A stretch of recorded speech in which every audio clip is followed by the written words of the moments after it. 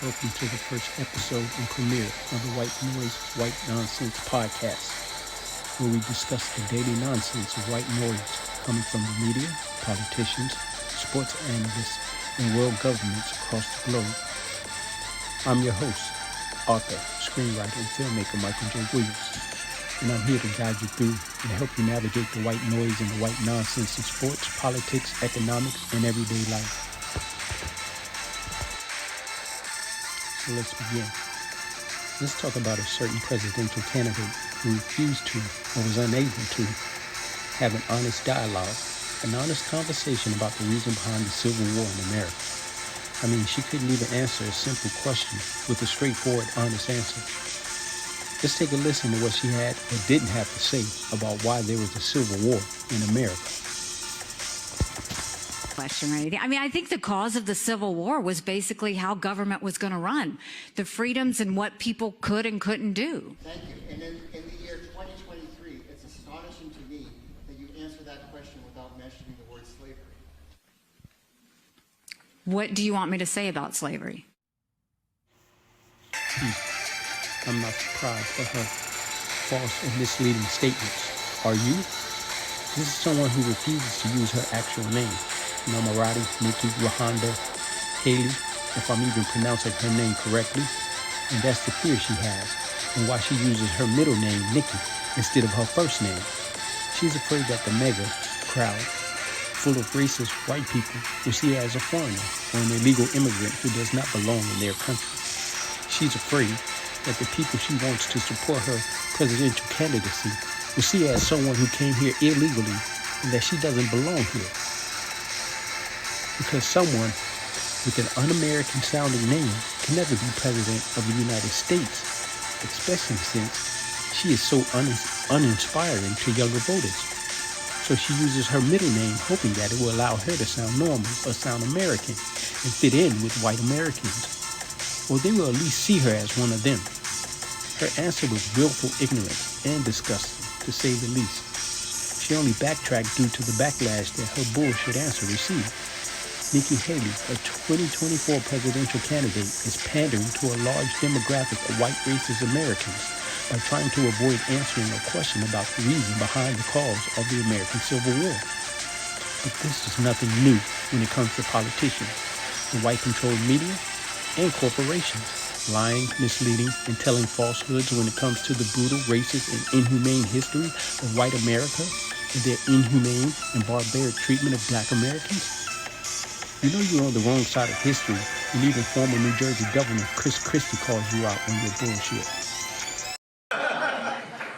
We'll make it easy for you. It was slavery, and you don't need to take my word for it, because when Nikki's home state of South Carolina seceded from the Union, the first sentence of their resolution to secede from the Union was their reason was because the other states were unwilling to permit slavery to spread to the Western territories. So Nikki says, well, she's from the South, so of course she knows about slavery. Well, it doesn't sound like it. You know you must be wallowing in the mud when someone like Chris Christie, with his horrible past as former New Jersey governor and his stumping in support of Trump, is calling you out on your pandering bullshit. Calling you out on your pandering of white supremacy and pandering to racists so that you don't lose their support for your presidential bid for the presidency of the United States of America. Even Ron DeSantis, Florida scum of the earth governor, called you out on your bullshit. Being called out by Ron DeSantis and Chris Christie of all people is what you call having a bad week. Hate to break it to you, little Nikki Haley, but you will never be white, nor will they ever consider you to be white. You are just another ignorant pawn trying to capitalize financially on white supremacy. And you thinking and believing that assimilation to whiteness will make you white is fool's gold. You will always be considered other or illegal. They may not say it to your face, but best believe that they are saying it behind your back. Truth be told, you nor your Indian parents would have been able to immigrate to America if it wasn't for the struggle and fight for liberation, freedom, and the fight for civil rights by black Americans. It's because of black Americans, you, your parents, your grandparents, and every other immigrant who has and or wants to immigrate to America can. You're welcome, you scumbag. Now let's talk about how certain demographics of people, mainly white actors and white celebrities, who are mad and some even went on an unhinged rant, making angry anti-black social media posts, speeches, and threats towards the black community because we refuse to participate in or support a global genocide that is happening for the entire world to witness. And yes, I'm speaking to those of you who dare to think they have the right to try to shame or threaten black people or the black community for not supporting a global genocide that is being committed in front of the world. Black people are not a monolith, but there are some things that we agree on, and that is that genocide is horrific and evil. Which genocide am I talking about, you ask? The fact that I asked that question is a problem. A little research and you'll see that the Western world has and is financially and military backing in supporting several genocides across the globe. The state-sanctioned genocide in Israel, the West-supported genocide in Congo and across the globe. What's sickening is that a lot of white so-called celebrities and politicians think that black people as a whole are going to be okay with colonialism, imperialism, genocide, and warmongering. It's despicable that y'all think that black labor and black support is somehow owed to the white community or the white Jewish community. Like we owe y'all something for existing on this planet, especially after the long history of chattel slavery, Jim Crow, voter suppression, anti-blackness, discrimination, police brutality, lynching, oppression, redlining, and white supremacy. All tools that you have used to oppress black Americans for centuries. I can go on and on about the harsh, inhumane treatment and atrocities that the black community had to suffer under and continue to suffer under at the hands of whiteness and white supremacy. Y'all been standing on our necks and oppressing black people for centuries, and somehow y'all are delusional enough to believe that it would be okay for you to do the same thing to another race or ethnicity of people that you have been doing to black people in America and across the globe. That's a hard no, with a capital N-O as far as people with humanity, civility, and decency are concerned. What is happening in Palestine is horrible, immoral, and unethical. It is ethnic cleansing by its very definition.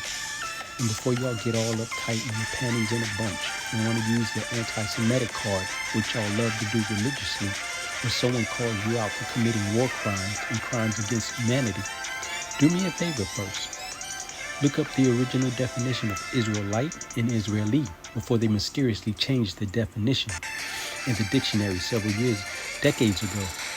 Because the definition of Israelite is people of the land, and the definition of Israeli before they changed it was occupant, or someone who occupies the land. What's the definition of occupy, you ask? It's someone who holds possession of or control. Now, can you honestly tell me who's fighting for their freedom and who's committing genocide after invading, terrorizing, and dehumanizing an entire race of people for almost 80 years with the financial and military aid and support from the United States government and the rest of the Western world? I don't know if y'all know this, but committing genocide, murdering, and displacing tens of thousands of people, mostly women and children, is evil and inhumane. Israel and the IDF are murdering and killing and displacing thousands of Palestinian people, innocent people, to steal their land and steal their natural resources, all while using their propaganda machine to try to convince the world that Israel is defending herself from Hamas terrorists. The American media is even now calling it the Israeli-Hamas war, as if both sides have equal military weapons, equipment, and military support as each other. But I guess calling it the Israeli genocide would be too factual and wouldn't have received global support in its initial phase of murder, rape, lies, torture, and displacement of the Palestinian people. And the same thing is happening all over the continent of Africa. Invading someone's homeland and forcing the people of that land into forced labor to steal their natural resources to continue to enrich themselves is immoral, evil, and inhumane. Do the research. The Western world has invaded non-white nations to steal their natural resources for centuries so that they can continue to enrich a handful of wealthy white men and corporations. The Western world has caused unrest and thousands of deaths in the Congo as they displaced the people of Congo, murdered them, and enslaved and forced them to mine for cobalt, which is used in lithium batteries for smartphones, tablets, and electric vehicles. Green energy ain't so green when you know the truth. about how the Western world acquired the natural resources to help produce the batteries that power this so-called green technology. The Western world, big corporations in China are using modern-day slavery, military might, and government corruption to poison, displace, and sentence the people of Congo to a death sentence, all in the name of advancement in technology.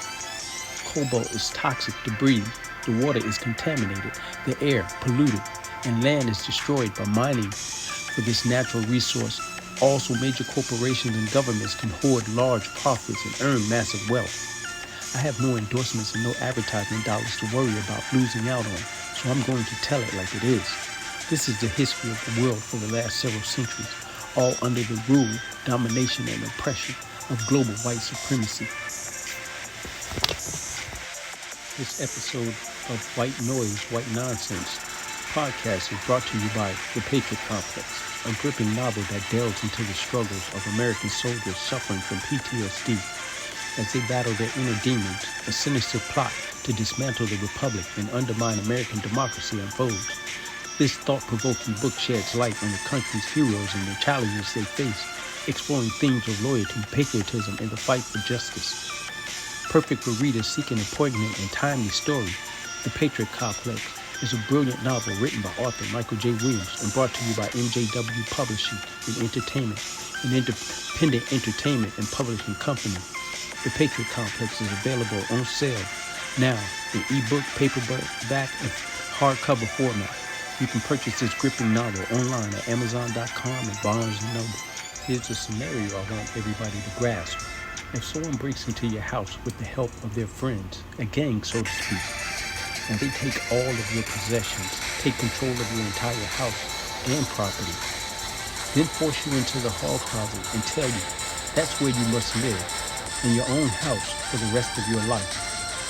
Oh, and also they can beat you, arrest you, terrorize you, brutalize you, dehumanize you, and even remove you from that hallway closet they force you to live in. Anytime they want, and without reason or justification. And this goes on for almost 80 years. How would you feel, or what would you be willing to do to gain your liberation and freedom from these thugs who have stolen everything from you and your family, including your dignity? What would you do to take your house back from these criminals who have held you hostage in your own home and terrorized you for almost 80 years? What would you do to free yourself from these monsters who have done unspeakable things to your women, your children, and your men? What would you do if this happened for over 400 years? I want people to also research the first place that the Western world planned on stealing and taking land and displacing the people of that land before they chose Palestine as their place of invasion. Kenya, Madagascar, Chile, Argentina, and Australia were on their list of places they could potentially occupy. So what's happening in Palestine could have been happening in other nations as well. I wonder how many of the indigenous people or citizens of that land would have been displaced by the Western world. Did they even ask the citizens of those nations if they would be okay with a select group of people claiming they were the chosen ones to occupy their land and displace them from their land? Whether it's Judaism, Catholicism, or Christianity, it's funny how certain white individuals who worship under those religions always have a superior undertone to their radical religious beliefs.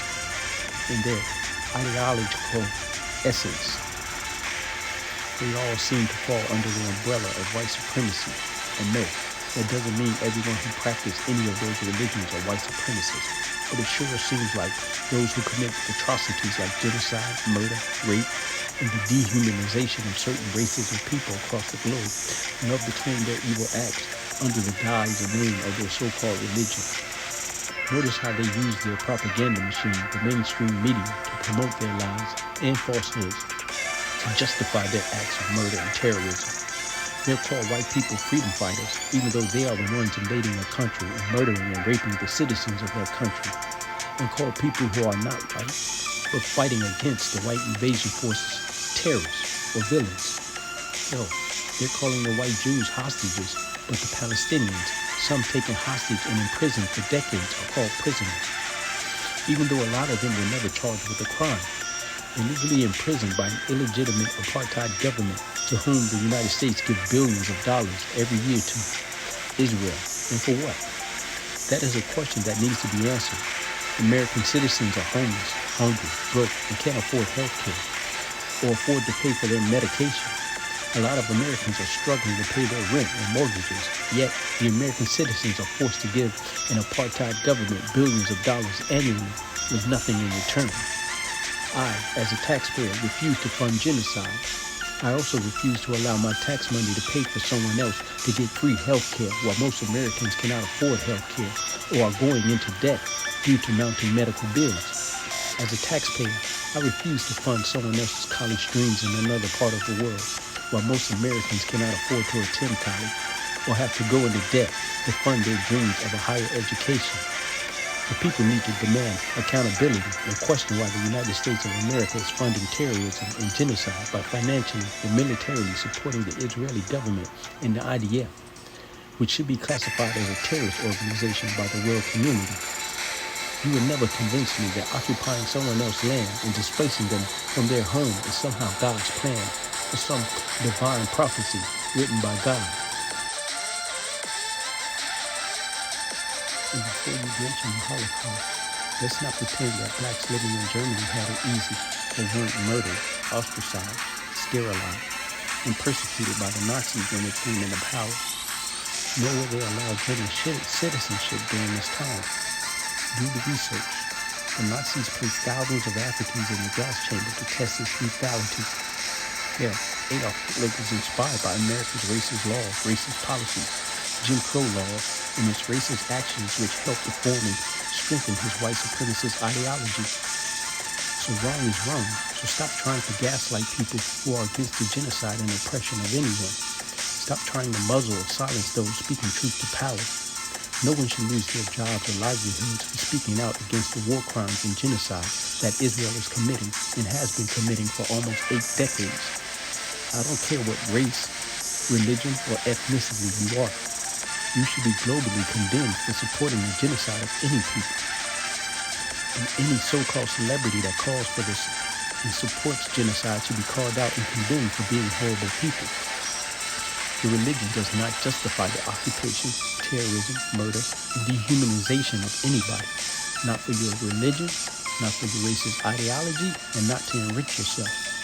The people of Palestine have been demanding, protesting, and fighting for justice and liberation in the apartheid oppressive regime of the Israeli government for far too long. The Western world refuses to listen to them since the invasion and occupying force happens to also be white, unlike what they consider the Palestinian people to be. I'm not here to bash anyone's religion, but I will call you out on your actions and atrocities. I will not be scared or silenced by your white privilege, your power, or your filthy money. No one should be okay with what's going on in Palestine or the Congo. There is a long history of nations and countries being invaded, destroyed, and occupied, all because of some greedy, shady white businessman or corporation that used the power and influence of the United States government and its military to steal, rob, enslave, and destroy non-white communities, non-white cultures, and non-white nations. The next time you bring up the Holocaust, just remember that Israel is committing one as we speak. But you don't have to believe me. Just follow the money, because the money trail will always educate you on the real reason behind it all. War is a profitable business model. America has been in some kind of war for the majority of its existence as we know it. Don't easily follow or accept what you are told, especially by people who are always trying to capitalize on every opportunity to squeeze a dollar out of a rock. Don't allow anyone to use their religion, their beliefs, or their laws to justify their criminal and inhumane actions or activities. Everyone should be able to live and thrive in this world. No one should have to try to survive under an oppressive regime or government that believes it's entitled to commit war crimes and crimes against humanity. The world needs to continue to expose the truth about what is happening, no matter the cost. Now let's switch gears for a moment and talk about that unhinged thug in Denver. Yeah, I'm talking about Denver's thug head coach, Sean Payton. We all seen this thug try to humiliate and emasculate Russell Wilson in front of the world. This is what happens when you allow certain people to tell you that good or great coaching comes from in the form of an animal posing as a coach or a leader of men. Sean Payton is a thug, an professional, unhinged hooligan. If he wanted to find a spark for the Denver Broncos, he would have quit because he has done a horrible job of coaching and a horrible job of leading men. Sean Payton is a horrible example for kids to follow. You want to bench a player? Fine. But to try to publicly humiliate them and denigrate them is disgusting. The sad part about it all is that the players on this team just witnessed such unhinged and unprofessional behavior by their head coach. They witnessed how they will most likely be treated publicly sometime in the future, and they will still suit up and play for this thug come Sunday because they are too afraid of losing the bag instead of standing together collectively and making real change by forcing the owner to fire, terminate, and get rid of that rabid animal the Denver Broncos call a head coach. But everybody is so afraid of losing the bag and will fall in line like robots and continue to follow orders like the good little pawns we are. Because this is the NFL, which stands for not for long. So you know your place, boy, and take this public lashing like the good little Negroes you NFL athletes are. Let me rephrase that from pawns. These are $1 million slaves. They have already proven that they will fall in line. Hell, the majority of them are cowards, wouldn't even kneel to protest police brutality. I'm your host, author, screenwriter, and filmmaker Michael J. Williams, and that's our show for today. This has been an episode of the White Noise, White Nonsense podcast. Happy New Year, and have a good night.